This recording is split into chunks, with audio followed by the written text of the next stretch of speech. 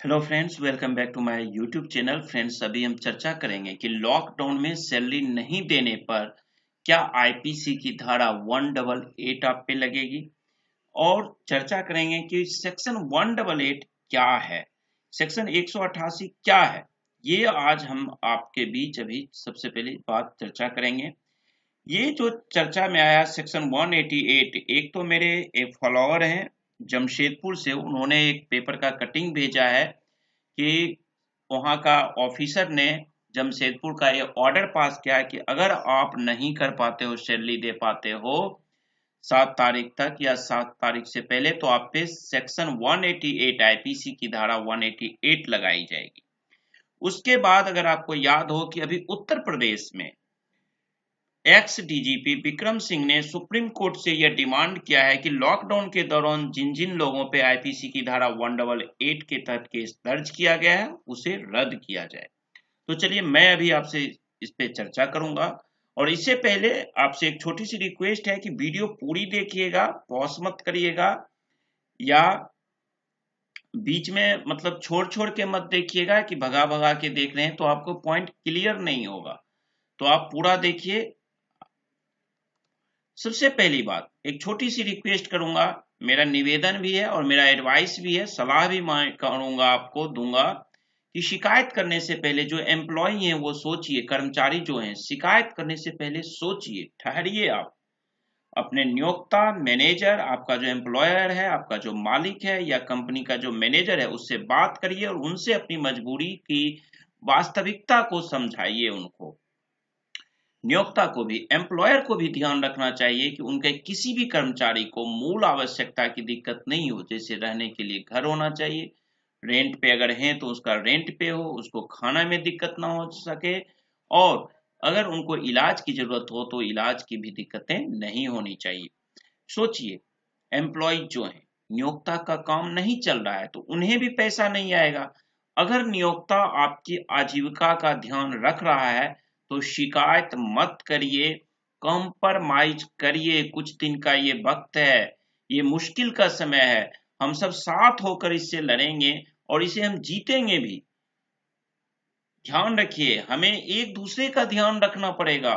हम employer employ के साथ के कड़ी को मिला के चलना है, उसमें खाई नहीं लाना है, पुल का काम करना है। और ये प्रलय का समय जब हम सब साथ रहेंगे तो बहुत जल्द खत्म होगा, कंपनियां भी चलेगी, कर्मचारी फिर काम पर आएंगे। इसलिए रिश्ते में खटास मत लाइए, हम सब एक हैं। दोनों लोग समझिए, एम्प्लॉयर भी और एम्प्लॉय भी। तो सबसे पहले मैं लेके चलता हूँ, ये कटिंग मेरे पास आया, पेपर का कटिंग जो कि जमशेदपुर का है। उसके बाद भी मैंने आपको एक चीज बताया कि विक्रम सिंह ने भी सुप्रीम कोर्ट में ये अपील किया है लॉकडाउन के दौरान कि 188 का केस दर्ज नहीं किया जाए। इसको अगर ध्यान से समझिए तो यहाँ लिखा है 7 तक वेतन नहीं दी तो कार्रवाई की जाएगी। जमशेदपुर में लॉकडाउन में सरकार ने मजदूरों को पूरा पैसा देने का आदेश दिया, लेकिन कुछ नियोक्ताओं ने पार्शियली, आंशिक यानी आधी दे दिया, तो कई ने वेतन दिया नहीं। इस पे उप श्रम आयुक्त राजेश प्रसाद ने बताया कि कार्यालय दूरभाष पर यह सूचना प्राप्त हो रही है कि कुछ नियोजकों द्वारा पूरा वेतन मजदूरों को नहीं दिया जा रहा है। जैसा कि मैं एक दूसरा वीडियो बनाया है उसमें आपको बताया हूं कि 20 जोन बांटा गया है मिनिस्ट्री ऑफ लेबर डिपार्टमेंट के थ्रू, कि उस 20 जोन में आपको WhatsApp number, email number, phone number दिया गया है। अगर किसी को सैलरी नहीं मिलती है तो आप अपने जोन में, जिस एरिया में आपका जोन आता है, वहां पे कॉल करके कंप्लेन कर सकते हैं। अब यदि 7 के पहले मार्च का पूरा वेतन यानी 7 अप्रैल के पहले पूरा वेतन भुगतान नहीं किया जाता है तो शिकायत प्राप्त होने पे मजदूरी भुगतान अधिनियम और आईपीसी की धारा 188 के तहत कार्रवाई की जाएगी। इस संबंध में 1 अप्रैल को प्रेस के माध्यम से सूचना भी प्रकाशित किया जा चुका है। आपको यहाँ पे सबसे पहली बात क्या देखना है, यहाँ पे देखिए कि ये मार्च की बात है, अब लॉकडाउन बढ़ के अप्रैल भी आ गया। ये सेक्शन 188 क्या है, क्या है ये सेक्शन 188, ये हम जानते हैं।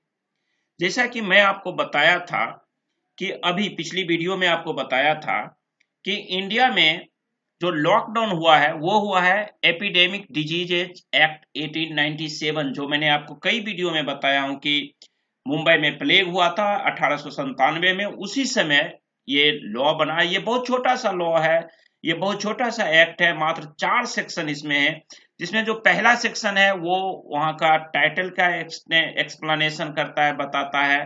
जो सेकेंड सेक्शन है वो पावर देता है स्टेट और सेंट्रल गवर्नमेंट को कि आप एक डिसीजन लीजिए कि किस तरह से इसको फैलने से, बीमारी को फैलने से रोका जा सके। और तीसरा जो सेक्शन है वो डिस्क्राइब करता है आपको पेनाल्टी के लिए, अगर कोई बंदा रेगुलेशन को तोड़ता है तो उसके पेनाल्टीज के लिए, लेकिन वो पेनाल्टी जो होती है वो अकॉर्डिंग टू आईपीसी की सेक्शन 188 के थ्रू की जाती है। और चौथा जो सेक्शन है इसका वो लीगल प्रोटेक्शन का इम्प्लीमेंटिंग वगैरह के लिए है।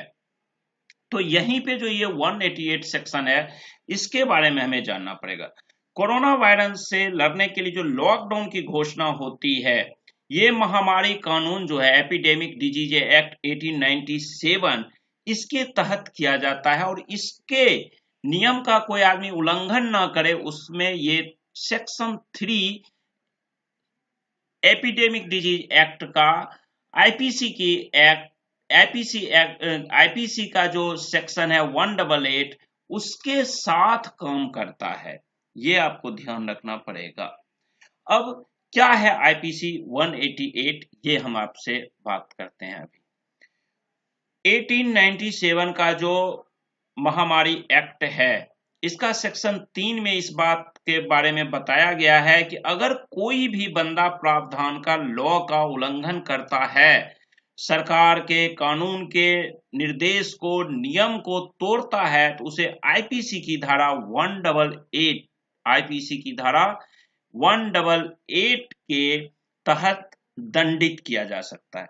इस संबंध में किसी सरकारी कर्मचारी द्वारा दिए गए निर्देश का उल्लंघन करने पर भी आपके खिलाफ ये धारा लगाई जा सकती है। अगर आपको सरकार द्वारा जारी उन निर्देशों की जानकारी है फिर भी आप जानबूझकर उसका उल्लंघन कर रहे हैं तो आपके ऊपर धारा 188 लगाई जाएगी।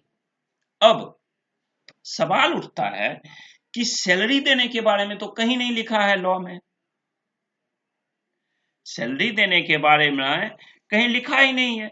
एपिडेमिक लॉ में भी, एक्ट में भी, एपिडेमिक डिजीज एक्ट 1897 में भी, डिजास्टर मैनेजमेंट एक्ट में भी, इंडस्ट्रियल डिस्प्यूट एक्ट 1947 में भी कहीं नहीं लिखा हुआ है कि सैलरी दिया जाए, कानूनन नहीं है। लेकिन एक ऑर्डर एमएचए ने पास किया, मोदी जी ने रिक्वेस्ट किया टीवी पे, उसको लेकर के ये सारी चीजें हमारे सामने जो अभी है वो आ रही हैं। हो सकता है मोदी जी इसको एक नोटिफाई कर दें, गजट में आ जाए, बैकडेट से अप्लाई कर दिया जाए, तब जाकर के दिक्कतें एम्प्लॉयर को होंगी। और उम्मीद रखिए कि होने की चांस हैं, क्योंकि सरकार बहुत अलर्ट हो चुका है। लेकिन सरकार यहाँ एम्प्लॉयर को कोई बेनिफिट नहीं दे रहा है, कोई भी तरह की बेनिफिट सरकार नहीं दे रही है, कुछ भी नहीं दे रही है, जिसके चलते एम्प्लॉयर भी कहां से लाएगा पैसा। लॉकडाउन बढ़ता जा रहा है, ग्राफ आप देखिए, कोरोना वायरस का जो संक्रमण है उससे जो लोग संक्रमित हो रहे हैं उनकी आप कैलकुलेशन देखिए तो अब 20,000 से भी एवव हो चुका है अप्रॉक्स। तो यहाँ पे सिचुएशन खराब हो रहा है, लोग काम नहीं है तो क्या करेगा, कहां से देगा एम्प्लॉयर। इसलिए मैंने जो आपको पहले रिक्वेस्ट किया था उस रिक्वेस्ट को जरा समझिए, कम से कम जीने लायक एम्प्लॉयर भी समझें और अपने एम्प्लॉयज को जीने लायक दें। अब दूसरी बात आती है कि अगर आप सेक्शन 188 आईपीसी की धारा 188 और एपिडेमिक डिजीज एक्ट 1897 का सेक्शन 3 का उल्लंघन करते हैं तो आपको क्या पुनिशमेंट है। इस पुनिशमेंट में आईपीसी की धारा 188 जो है इसमें जो सजा है उसका 2 रूल दिया गया है, 2 प्रावधान है इसमें। पहला प्रावधान जो ये है, पहला प्रावधान है कि अगर आप सरकार या किसी भी सरकारी अधिकारी द्वारा कानूनी रूप से दिए गए आदेश का उल्लंघन करते हैं या आपकी किसी हरकत से, आपकी किसी भी तरह की एक्टिविटी से लॉ व्यवस्था में, लॉ एंड ऑर्डर में जो लोग लगे हुए हैं उनको नुकसान होता है, उनको हार्म आप पहुंचाते हैं, तो आपको कम से कम 1 महीने की सजा और 200 रुपया या दोनों हो सकता है, दोनों हो सकता है।